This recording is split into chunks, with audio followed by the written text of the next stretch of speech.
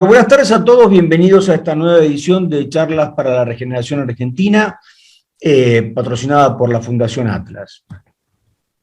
Es nuestra opinión que la Argentina contemporánea es el resultado del impacto de un ejercicio imperfecto de ingeniería social e institucional realizado por Juan Domingo Perón desde el poder sobre un orden prevaleciente de rasgos eminentemente liberales y con una sociedad con capacidad para la movilidad ascendente. Al cabo de ese choque, independientemente de quién ejerciera el control político del Estado, el país fue otro. No solo se generó un cambio dramático en el rol del Estado en la vida de los argentinos, sino que también se resignificaron valores como el mérito, la responsabilidad personal y el alcance y la jerarquía de derechos firmemente incorporados en la tradición liberal instalada desde 1853,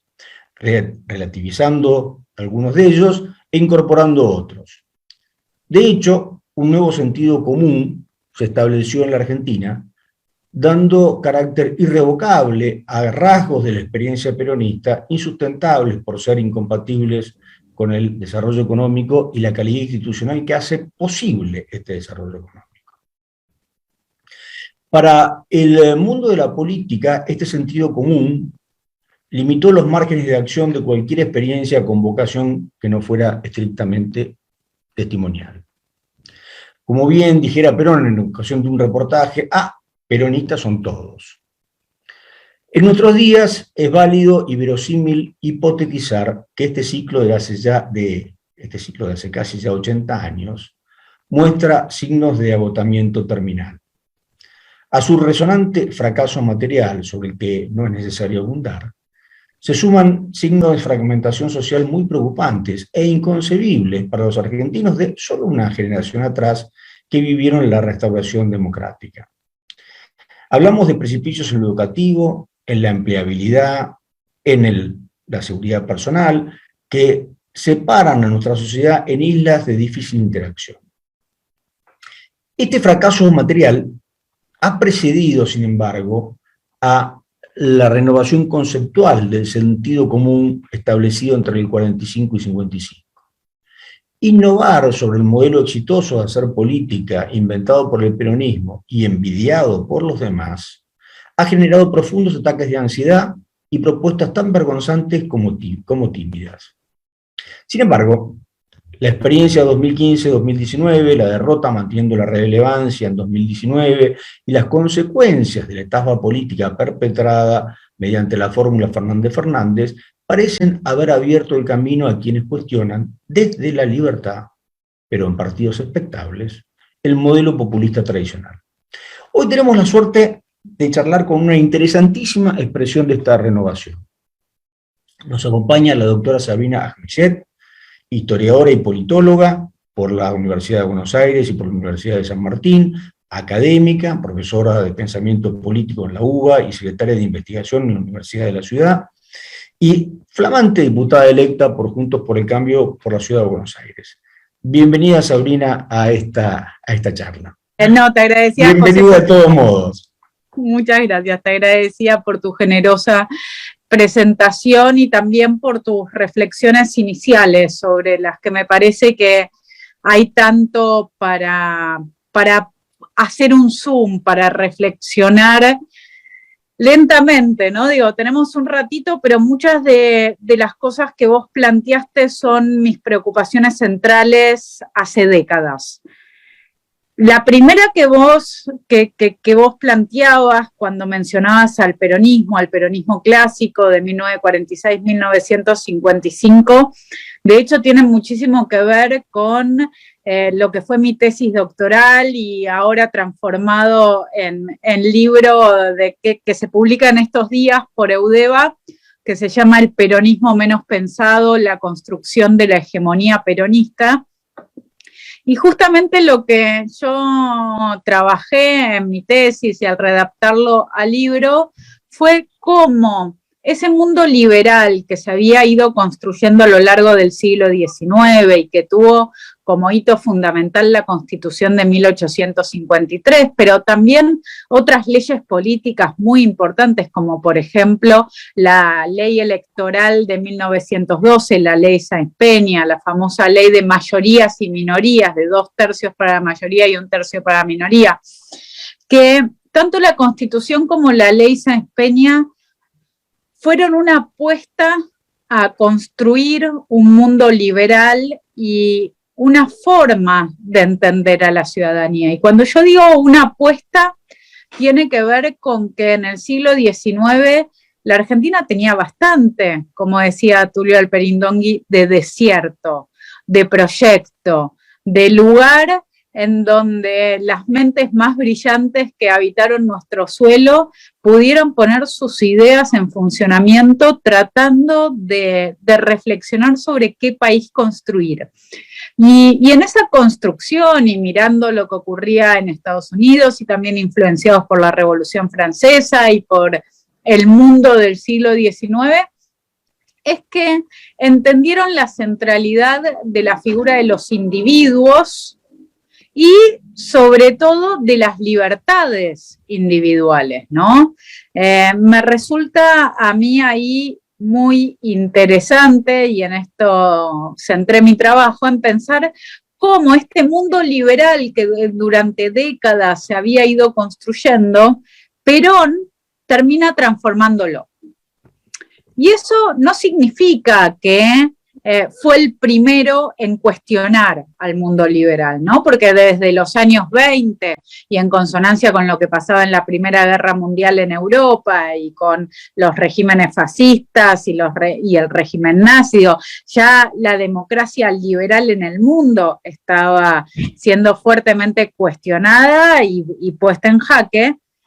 Pero en el caso de la Argentina esto llega un poco después, llega en los años 20, en los años 30, en los años 40, pero sobre todo llega en su versión hegemónica cuando la Segunda Guerra Mundial ya terminó en el mundo y con el peronismo, que lo que yo entiendo es que no inventa nada nuevo, pero lo que hace es una mirada que ya existía y que era tal vez minoritaria en la Argentina, la consagra como hegemónica.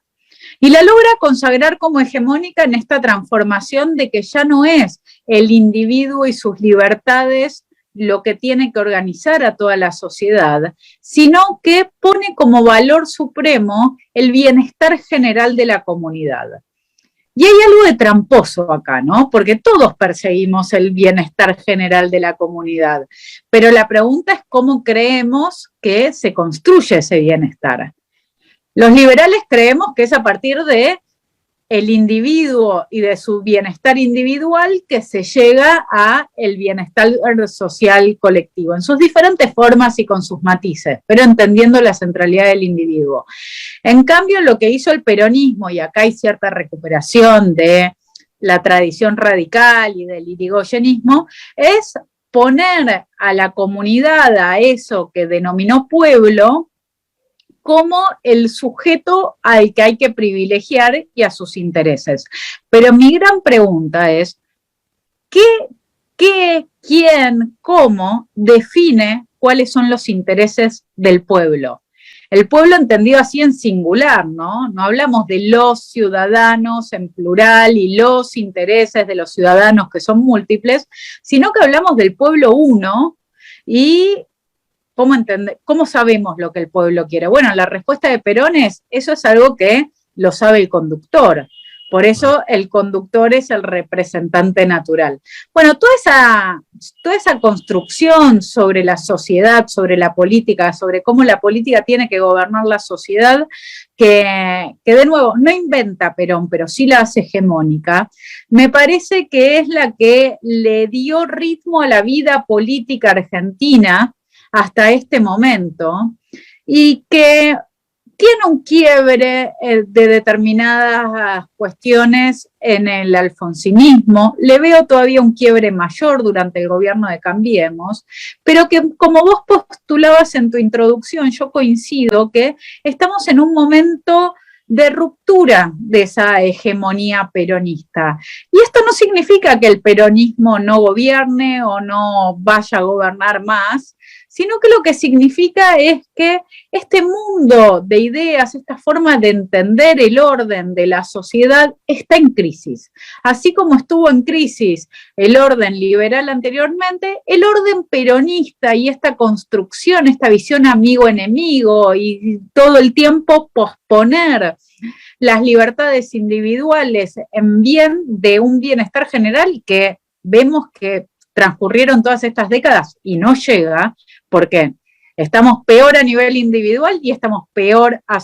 como sociedad, y me parece que es desde ahí en donde esta hegemonía se rompe, tanto material como simbólicamente.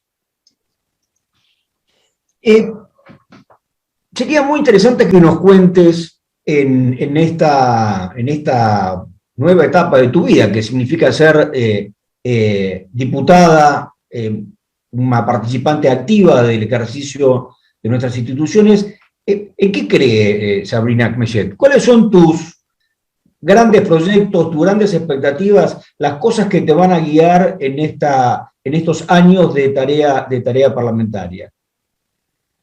Bueno, cuando vos me preguntás por mis grandes proyectos, mi respuesta es que yo no creo en los grandes proyectos legislativos transformadores de la sociedad. Yo lo que creo es que nosotros necesitamos un cambio profundo y muy radical de cómo nos relacionamos los ciudadanos con la política, con la representación, y cómo los políticos, acá voy metiendo el pie a este rol que en pocos días ya asumiré formalmente, cómo los políticos nos relacionamos con la agenda ciudadana. Como historiadora yo tengo muy claro que desde principios del siglo XX se habla de crisis de representación, que básicamente, todos los argentinos decimos crisis de representación y pensamos en el 2001, que sin duda fue como el choque más fuerte de nuestra historia reciente. Pero hay una falta de representación general que lleva muchísimas décadas y que lleva a que gran parte de la ciudadanía considere que la política no va a mejorar su vida. Es más, que considere que cuando la política se mete dentro de su vida, la empeora. Y esto es algo que me parece que todos los que hacemos política nos tenemos que hacer cargo, porque no hemos logrado o no han logrado los que vinieron antes mejorar la vida diaria de la ciudadanía. Y hay muchas cosas con las que creo que tenemos que ponernos al tono con el resto del mundo, con las discusiones que tenemos. Digo, la Argentina tiene discusiones culturales e intelectuales que atrasan muchísimo. Seguimos discutiendo aquí cosas de que se discutían en el mundo en los años 60 o 70, o el año pasado estuvimos discutiendo la propiedad privada, un tema resuelto en el siglo XIX, incluso en nuestro país. Entonces, por un lado, me parece que se trata de ponernos al día de los problemas contemporáneos realmente. Y por otro lado, también se trata de recuperar cierta cultura que la Argentina supo tener y que lamentablemente fue perdiendo. Y me refiero a la idea cultural de la clase media, las ideas culturales relacionadas con el trabajo, el esfuerzo, el progreso, el mejorar constantemente tanto de cada uno a nivel personal como de las instituciones, de las sociedades, de las fuerzas vivas que componen nuestro país. Eso nosotros en el siglo XX, yo siempre me gusta recordar que cuando hablamos de movimientos sociales y de levantamientos y de crisis, el cordobazo lo llevaron adelante los trabajadores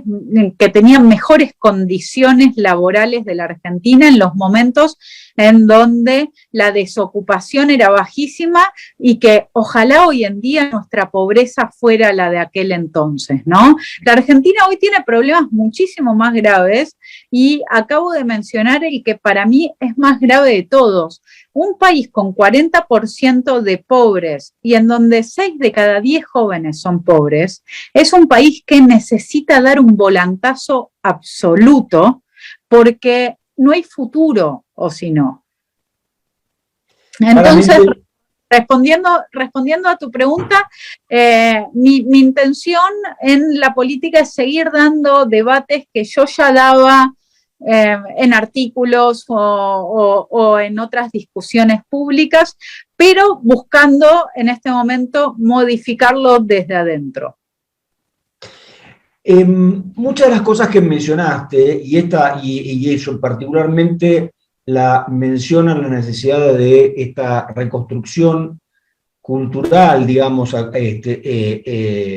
recuperando valores propios de la clase media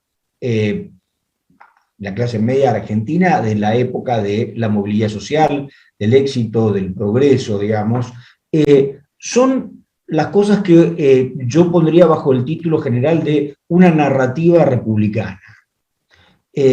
Necesitamos desesperadamente, diría yo, una hoja de ruta que señale nuestras fortalezas, que nos dé expectativa y esperanza. ¿Vos qué elementos pondrías, digamos, dentro de esa narrativa republicana? Y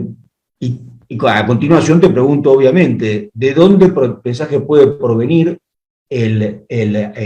hálito intelectual que les dé vida, que los ponga, que convoque, que hagan, que se transformen en un mensaje político importante? Yo confío mucho en la necesidad de libertad.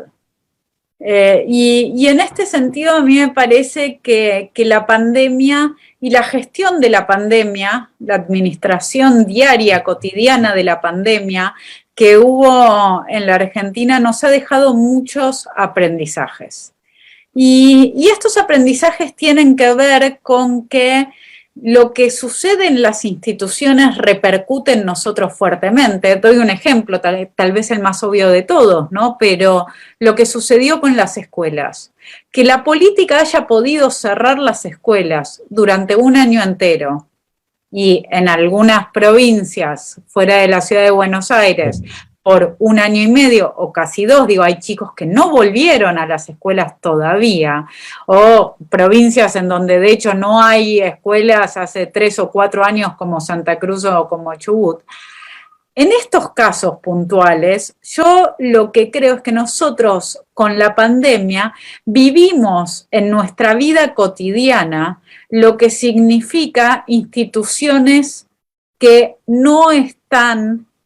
al servicio público de mejorar la sociedad y la vida cotidiana de la ciudadanía. Entonces, hay un lugar en donde esta crisis yo la veo como una enorme oportunidad, porque no tanto por la política, que creo que tiene que hacer muchos cambios, que tenemos que hacer muchos cambios y adaptarnos mucho a las necesidades y a los reclamos de la agenda ciudadana, pero lo que yo creo sobre todo es que lo que hay es una conciencia muy fuerte de el tipo de sociedad que tenemos que construir y los cambios que tenemos que llevar adelante para que no queramos que nuestros hijos crezcan en otro país, para que no queramos que los chicos elijan Ezeiza como el mejor destino que ellos creen que tienen y que como padres también consideramos que tienen, ¿no? Porque está pasando esto, no es solo que los chicos se quieren ir, también es que nosotros entendemos que un joven hoy en la Argentina lamentablemente no va a tener un futuro tan bueno como puede tener en otros países. Y eso significa hacernos cargo que o modificamos profundamente la sociedad en la que nos hemos transformado, o vamos a tener una sociedad cada vez más pobre, y no me refiero acá solamente materialmente, sino intelectualmente en los recursos que tenemos, porque los que se van son aquellos que están más formados, aquellos que tienen más posibilidades, tanto aquí como afuera. Y en ese sentido a mí me parece que ese 41% que se consolidó entre las PASO y la elección general del 2019 y que se convirtió en un 42% de la ciudadanía en esta reciente elección legislativa, me parece que es una señal fuerte de una parte muy importante, aún no mayoritaria, es cierto, pero una primera minoría muy importante que quiere otro país, que tiene otros valores y que me parece que una gran diferencia frente al 2015 es que quienes formamos parte hoy de los que queremos otra realidad para la Argentina, no nos avergüenzan nuestras posiciones. Antes pedíamos disculpas y perdón al mismo tiempo, ¿no? Ahora, en cambio, me parece que estamos cada vez más seguros de que el populismo, de que las formas de gobernar sin plan, de que todas las desprolijidades de todo tipo, desde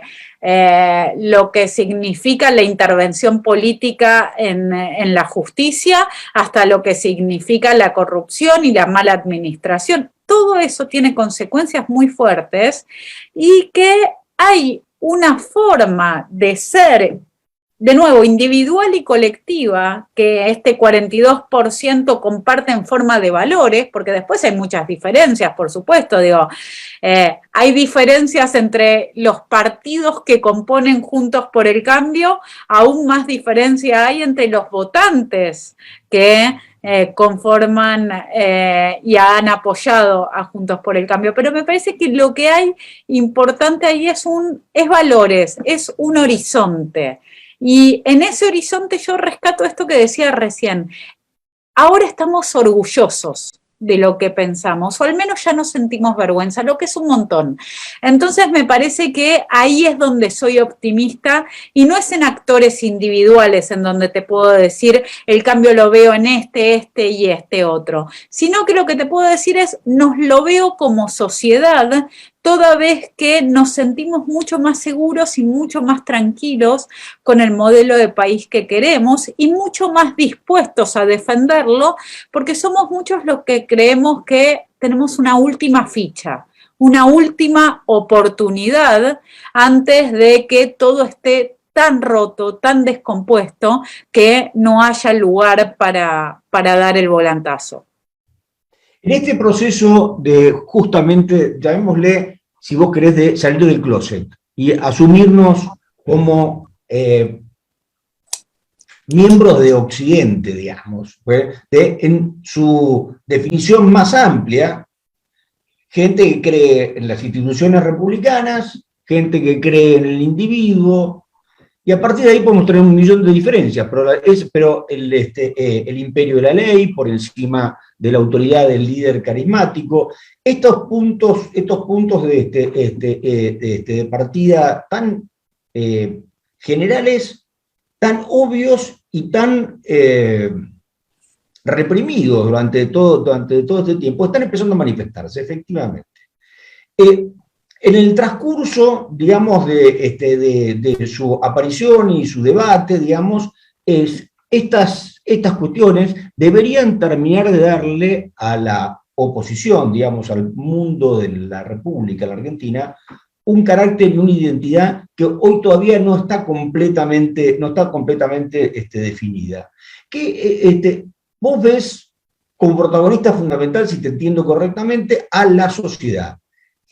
¿Cómo te imaginás el rol de los intelectuales, digamos, en este proceso? ¿Vos ves un hálito de renovación en el mundo en el que vos te movés? Vos sos una académica, tenés una formación muy particular. ¿Vos ves aire fresco, sentís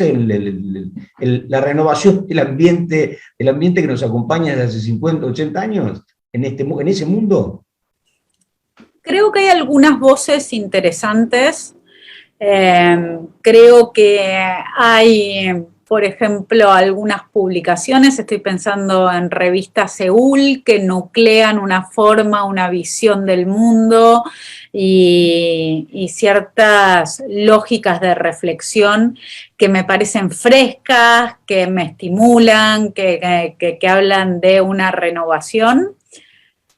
Pero realmente yo lo que creo es que cuando la mirada tal vez es más sistémica al mundo intelectual y sobre todo a la academia, que es un mundo,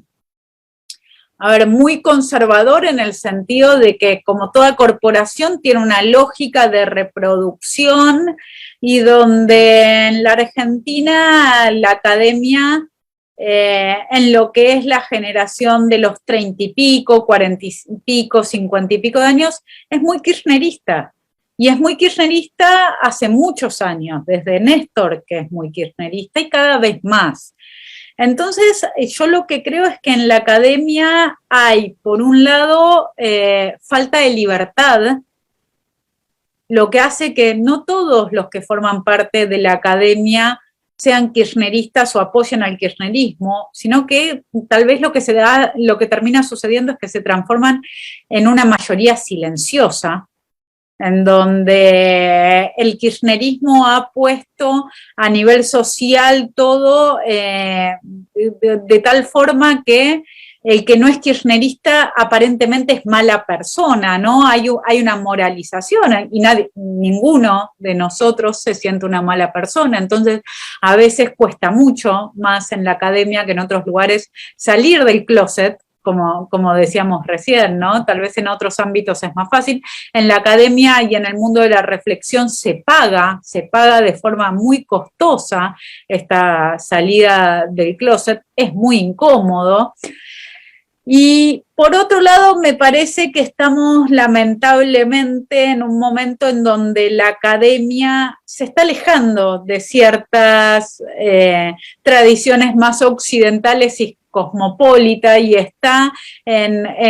adquiriendo muchas miradas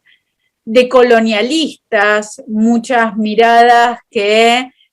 analizan las realidades de forma muy ideológica y que eso no le está ayudando a una reflexión abierta,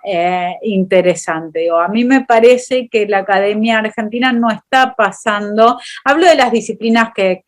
yo conozco más, sobre todo de la historia, porque la ciencia política, que es mi segunda disciplina, sí está mucho más conectada con el mundo y en otras conversaciones, ¿no? Pero en grandes aspectos y en grandes discusiones, el mundo académico que yo transito está encerrado en miradas muy ideológicas y eso debería ser lo contrario a la práctica académica en búsqueda del conocimiento científico. Particularmente en un lugar como la Argentina, donde realmente las expectativas de la década del 40 se han visto defraudadas de una manera extraordinaria, lamentablemente para todos. Pero bueno,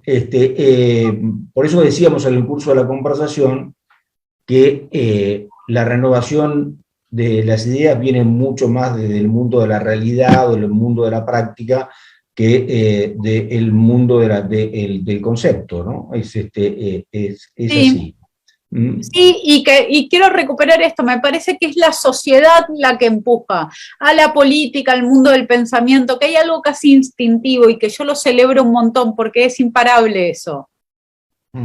Vos sabés que este año nosotros tenemos la Fundación Atlas, otorga unos premios a la libertad a gente o instituciones que nos parece que se han destacado en la tarea de defender la idea de la libertad como valor esencial de la vida humana. Una de las instituciones que recibió esta distinción este año ha sido Pares Organizados. Y justamente, vos has señalado con toda precisión, digamos, el impacto que ha tenido en esta evolución de las ideas, la pandemia, las cosas que hemos visto en la pandemia, tomar conciencia que de repente somos súbditos y no ciudadanos, Bueno, y esto es lo que esta gente dijo, basta. Yo en esto no participo. Sí, a mí me parece que la experiencia de Padres Organizados